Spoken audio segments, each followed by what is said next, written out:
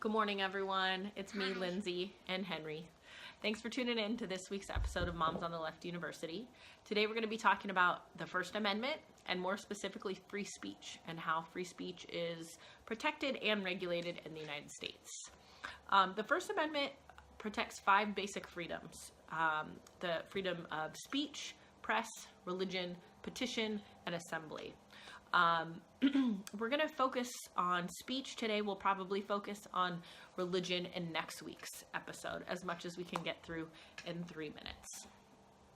So free speech, essentially what the First Amendment says is that Congress can't make laws that regulate speech.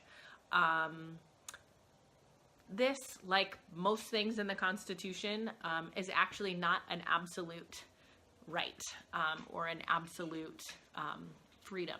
There are obviously restrictions on free speech. So how have the courts sort of interpreted this in modern times?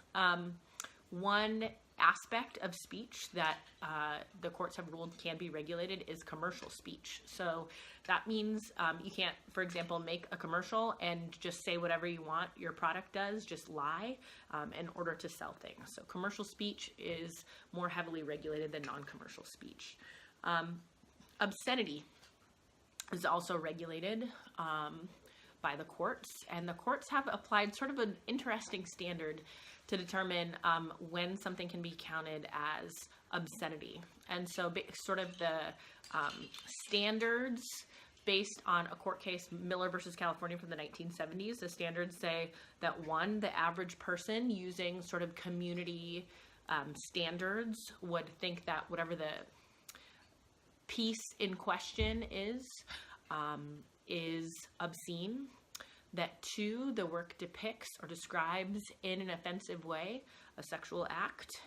And 3, that the work lacks any serious political, literary, scientific, or artistic value. And so the problem, of course, with all of those definitions is that those are all sort of very open to interpretation. So obscenity has been sort of hard for the courts to regulate. Other aspects of speech that have been regulated are defamation, libel, and slander. So slander, spoken word; libel, written word. You can't defame someone's character or lie about them in a way that might ruin their reputation. Speech in schools, of course, is more regulated than speech outside of schools, and the court basically has said that schools are acting as parents when students are in school, and so that's why that's kind of more open to regulation.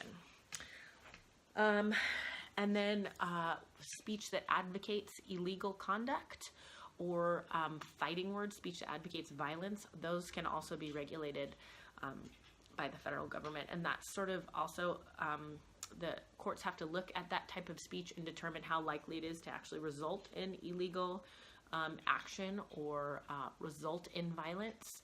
But those things the court has ruled can also be regulated.